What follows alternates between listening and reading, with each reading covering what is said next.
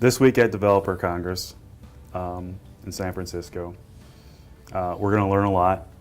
I think the crew has done everything possible to put on the best possible show, provide the right tracks, the right level of focus, give them technology access.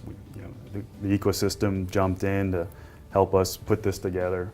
I think in this Developer Congress, what's really unique is the fact that we have early versions of Power 9 for people to hack, build code, try out.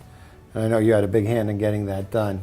And that's meaningful exposure, right? That's the average developer doesn't have access to a Power 9 system right now. So those are the things, and a lead into your questions, that's what we need to continue to recreate. We need to create opportunities for the developers to see the cutting edge technology that's coming out of the ecosystem we're building and how they may be able to consume it. So from my perspective, and then I'll throw the question right back at you, but from my perspective, I'd like to see smaller, more frequent developer congresses, or call them hackathons. And I'd love some of the working groups to be their own catalyst, which is, hey, we need to do one on genomics. It's going to happen at Johns Hopkins. It's only going to be 30 people. And by the way, I want a Power 9 because we're going to spend a day on it, and you're going to have to get one out there, Bryan. But that's what I think. What do you think? Yeah, I think that having a event like we're having, it's great. I mean, as the first event, really to get a lot of the foundation leaders to understand, see what the developers are doing, getting their feedback, what's working, what's not working, and then take this to much more reachable avenues. I think we do need to have more and more hands-on developers, and you just can't say, you got this one place, this one time a year, I hope you can come, and please come. Or, I think having meetups, going to garages, in multiple mecca centers of where applications and where startups are at, because they don't, startups don't have budgets to travel. I think we need to go make this technology available to them, put it in places where it's easy for them to get to, and get more hands-on. There's no reason why we can't do smaller versions of these things twice a month, once a month, at least once a quarter, if anything, in the right locations. Yeah, that's why the feedback part is so important to me. I mean, when I first got involved with OpenPOWER, what was intriguing to me was the tight meshing of the software piece and the platform and the chipset. That's rare. And what I think is really unique is the opportunity to say, hey, I'm writing a piece of code, not only what is available to me today, but what may be coming.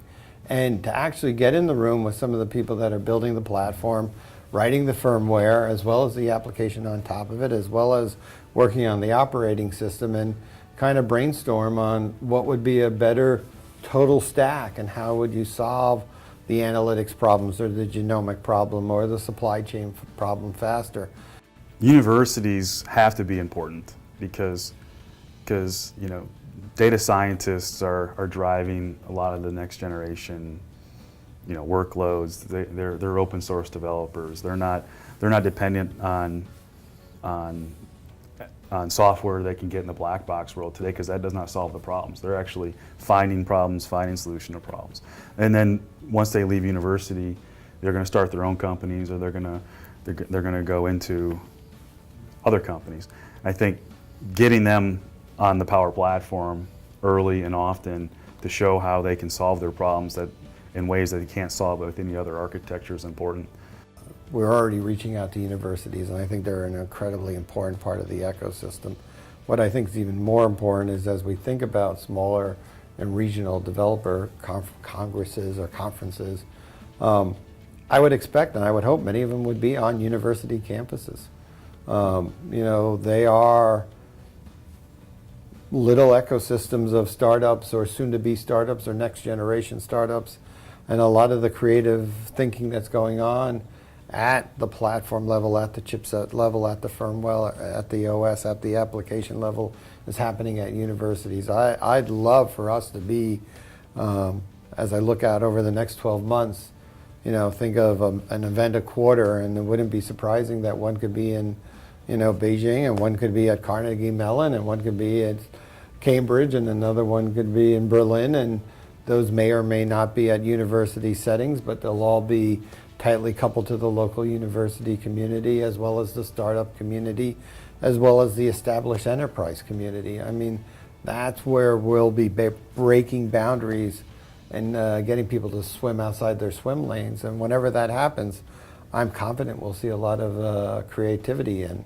I think the foundation that we've put in place with OpenPOWER hopefully allows for that sort of innovation and collaboration